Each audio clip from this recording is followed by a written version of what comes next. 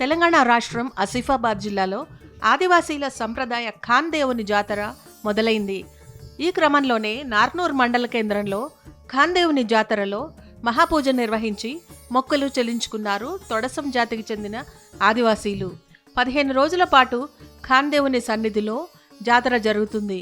కొన్ని దశాబ్దాల నుంచి తొడసం వంశీయులు పుష్యమాసం పౌర్ణమి రోజున ఖాన్ దేవునికి పూజలు నిర్వహిస్తూ వస్తున్నారు.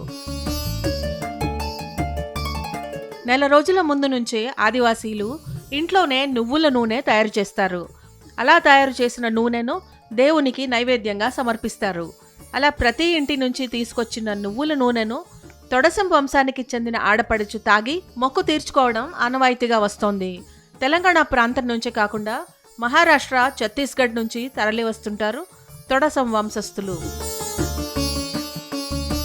మహారాష్ట్ర కోద్దిపూర్ గ్రామానికి చెందిన తొడసం వంశస్థుల ఆడపడుచు మెస్రం నాగుబాయి 2 కిలోల నువ్వుల నూనె తాగి మొక్కు తీర్చుకుంది.